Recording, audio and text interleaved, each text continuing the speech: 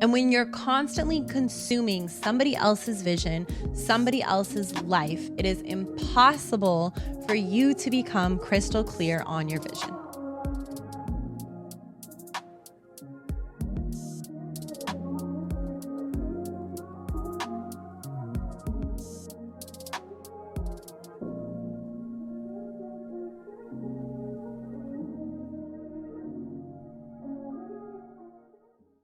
Hello.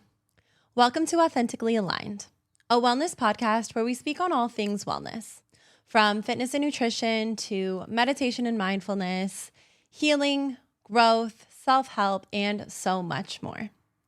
If you are a new listener, welcome to the podcast. And if you're a returning listener, thank you so much for your love and support. And I want you to know that I am sending you that same love and support right back.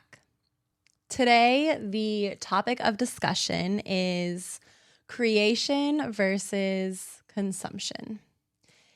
And this topic is really important for me to speak on, especially right now at this point in my life. I actually have been doing a social media detox, a social media cleanse, if you will.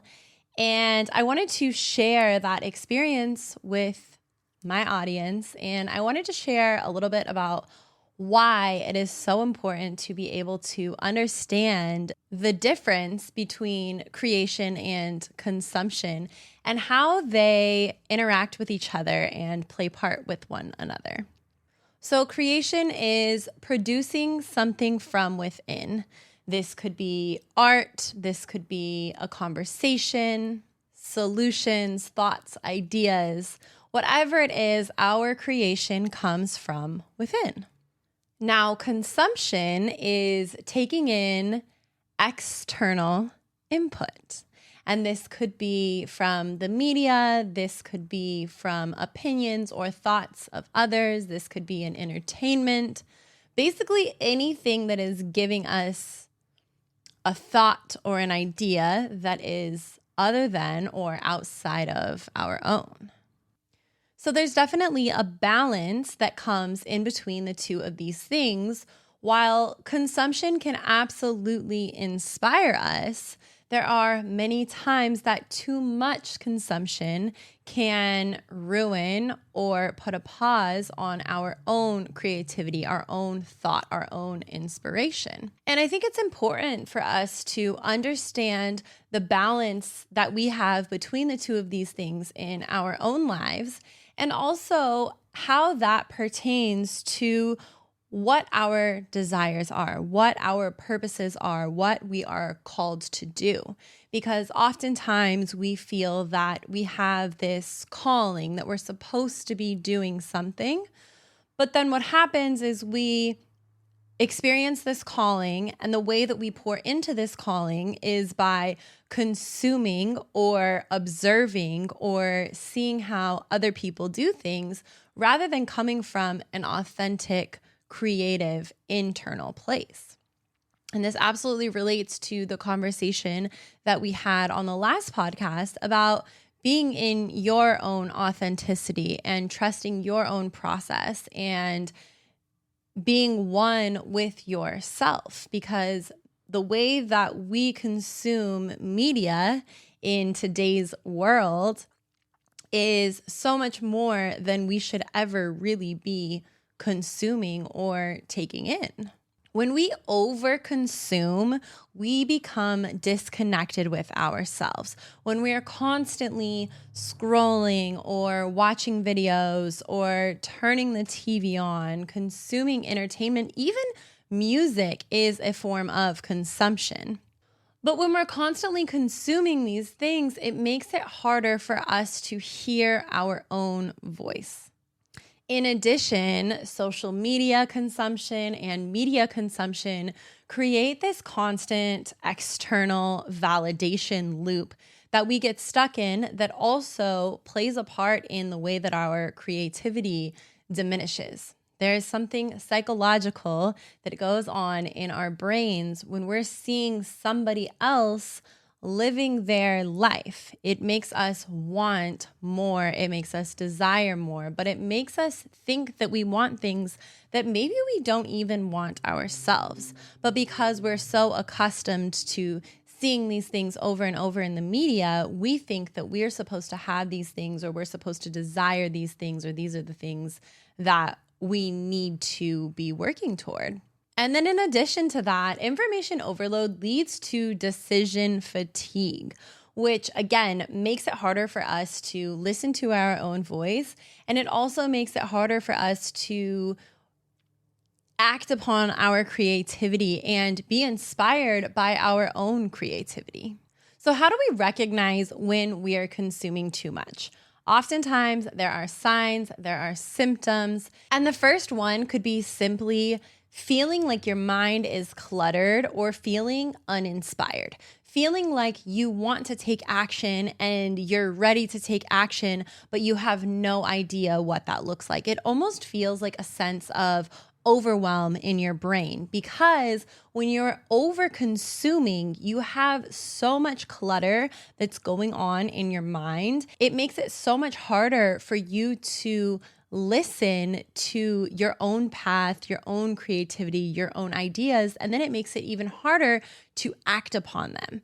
Because as I mentioned before, this leads to decision fatigue. And instead of making a decision, you sit and ruminate because your mind is cluttered and you're overwhelmed. Another sign that you are consuming too much is struggling to even focus on your creative work.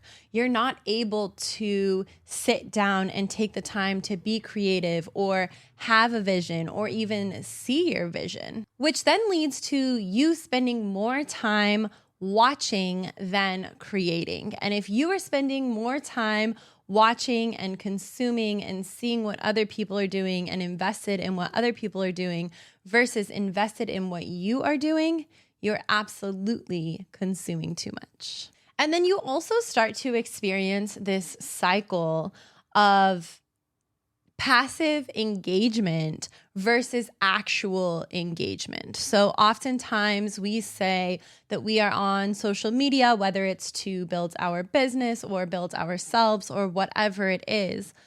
But if you are on social media to build yourself and be creative and build your business, the amount of time that you spend on social media should be very little. It should be the amount of time that it takes to post and then the amount of time that it takes to interact with your viewers or your followers.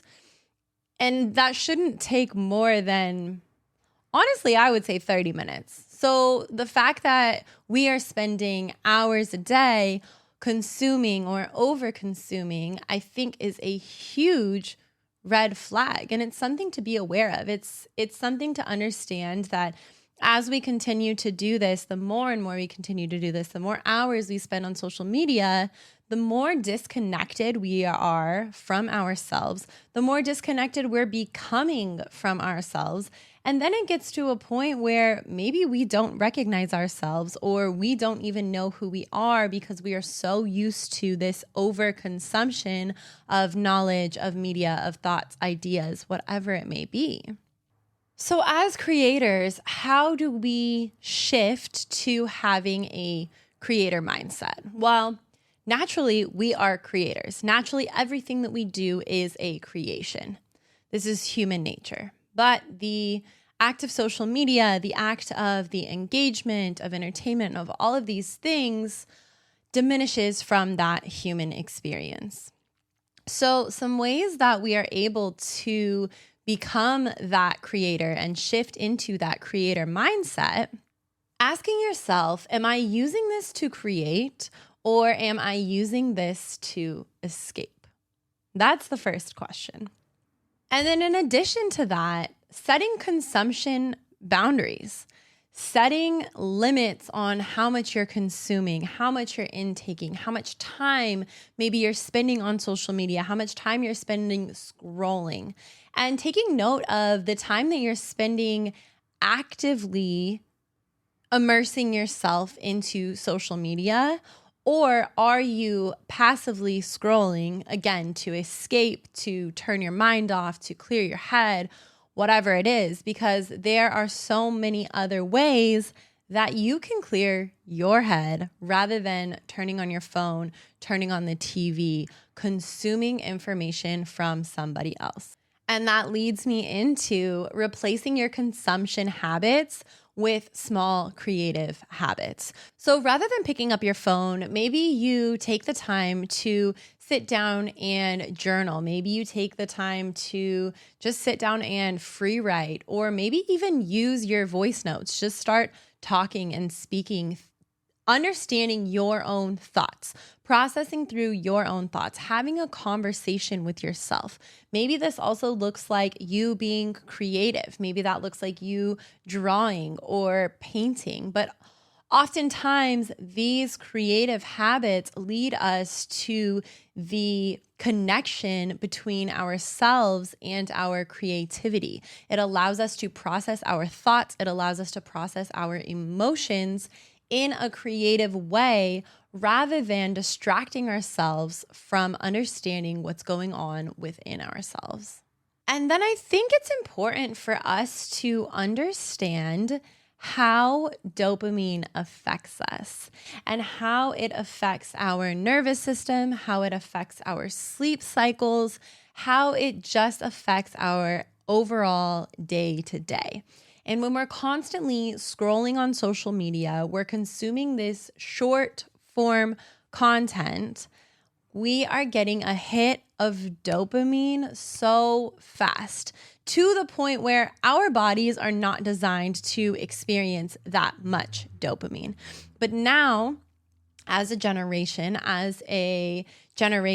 who consumes so much and has so much accessibility and availability to the media, our baseline for dopamine has, number one, raised, but it puts us in a unhealthy state. It puts our nervous systems in an unhealthy state, and we're constantly feeling like we need. But when you're able to take a step back, take yourself on a dopamine detox, do a dopamine detox, you're able to re-regulate that baseline for dopamine. And then you are able to get excited about smaller things. You are able to enjoy smaller things. You are able to appreciate the smaller, the finer things in life because you are not constantly feeling like you need something. Our brains are not designed to be overstimulated all the time. Like we're not supposed to experience this overstimulation. But now we're wondering why we're walking through the world feeling completely overstimulated by everything. But it's because at our fingertips on our phone, the overstimulation is happening almost at a constant rate. So how do we do a dopamine detox? How do we start to decrease the way that we consume and decrease the dopamine that we're giving to ourselves? The first thing is reducing social media time, reducing screen time to a set time. Limit that time per day. We all have the availability to set a timer on our phone that will shut our apps off after a certain amount of time. So limiting that time, you would be surprised if you were to go look at your phone and see how much time you are spending on these certain apps doing these certain things. And then if you put it into perspective of the time, what you could be doing better with that time, I think naturally you're going to want to decrease your time, your screen time, the time that you spend scrolling. But that's the first thing. First thing is to decrease the amount of time that you spend on your phone or in front of a screen. And then taking the time to engage in analog activities. This could be writing. This could be in nature. This could be deep thinking. This could be just you sitting in the quiet, understanding your thought. What we don't understand is that boredom allows for new thoughts, new ideas, new creativity to emerge. But when we're not allowing ourselves that space, that time, that freedom to be bored, to be silent, to be still. There is no space in our brains, in our minds, in our bodies to be able to create new ideas, to create new thoughts, to create new actions. And doing all of these things is going to give your brain a reset. It's going to, like I said, it's going to level out the baseline for your dopamine levels. It's going to level out your desire and your need for stimulation.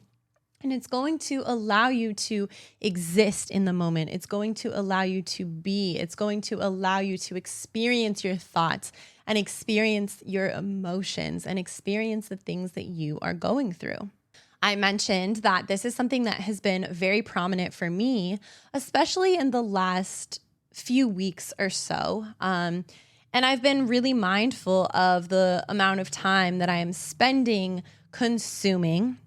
I've been really mindful of the time that I'm spending creating or immersed in thought and connecting to myself. And last week, I actually removed social media apps from my phone. So the apps do not exist on my phone. I can't just click on the app and start to scroll. And I don't know what necessarily prompted this in me, but I was just tired of feeling disconnected. I was tired of wasting my time. I was tired of pouring my energy into the wrong things. And I had this revelation that me staring at a wall, whether my brain has thoughts in it or not, is more beneficial than me scrolling on my phone. Yes, I know we can learn things on social media, on TikTok, on whatever it is, but what about learning yourself? What about learning the way that you think? What about learning the way that you process emotions and having conversations with yourself? What about allowing yourself the space to be bored so that you can allow yourself the space to understand what is going to satisfy that need? Maybe that's taking a walk in the sun. Maybe that's going out to the beach. Maybe that's going up into the mountains and going for a hike. Maybe that's writing down and journaling. Maybe that's creating. The amount of space and energy that I have had to create has skyrocketed because I am not using the time, the energy, the space to consume. And not only that, but I am beginning to become crystal clear on my vision. And when you're constantly consuming somebody else's vision, somebody else's life, it is impossible for you to become crystal clear on your vision. So like I said, these things are going to allow you to create from within. Solitude and self-reflection are so incredibly powerful in your creativity, because when you are able to use your self-reflection and use your solitude to develop these ideas, these thoughts, these are unique. We are all designed to be creators. But what happens is we think that we're creators while we're actually replicating the creation of somebody else. But when you spend time in solitude and you spend time reflecting on yourself, connecting to yourself, the creations that you embody, the creations that you develop are unique to you. They are your specific creation. And there's something so empowering about that. There's something so uplifting and so beautiful about experiencing your absolute own creation rather than experiencing the thought, idea, or creation that was copied or replicated from somebody else that you saw on the internet. It's also interesting because I think a lot of times we see people doing these things and we think, oh, I want to do that. But never once has that thought crossed your mind until you saw it on social media. And I think that as we see these different things, as we see people doing things and then we start to follow lead or we start to copy what they're doing, we're moving ourselves further and further away from our own purpose, because our own purpose has nothing to do with what somebody else is doing. Our own purpose is going to come from within. It's going to be our own creation, our own thoughts, our own ideas. It's going to come strictly from us, not from anybody else. And there are so many people right now who are trying to find their way, find their purpose, step into themselves, and they're lost and they're confused and they're stressed because essentially what they're doing is copying the purpose of somebody else. It's important for us to also recognize that the less we consume, the more connected we are to ourselves, the more connected we are to our intuition. That voice is so much louder. It's so much more clear. And when you're connected to that, you're not doubting. You're not second guessing. You hear something and you know that that's what you're supposed to do. You know that's what you're called to do. But if you don't give yourself the time and space to hear that voice, you're forever going to be stepping away from your purpose. And creating from within requires us to be still. We live in a world right now that is so fast-paced. We are always on the go. We are always running. We're always doing this and doing that and doing this and talking to this person and seeing this person and doing this activity. When you allow yourself to sit down and be still, it's going to drive you crazy at first. But then there is such beauty in the stillness. There is so much space for creation in the stillness because your energy is not being exposed anywhere else but in the present moment. So allowing yourself to be still, allowing yourself to sit still, to still your mind, to still your spirit. Tune inward and listen to that voice. I think in order to prioritize creation, it's important for us to have different strategies to keep us on track and keep us reminded of the task at hand and the ways that we want to create and the ways that we want to build and grow and evolve. And I think that the first thing is prioritizing creating before you consume. So whether that's every single day you prioritize creating something, writing something, journaling something, sitting still before you consume anything else, allowing yourself to sit in that, again, allows you to become closer and more deeper connected to yourself so that when it does come time to create, you have all of the thoughts, ideas, and you're ready to flourish and make these ideas come to life. The next thing I would say is take time and block out time for deep thought, for development, for deep thought. Allow yourself to dive deep into your own brain.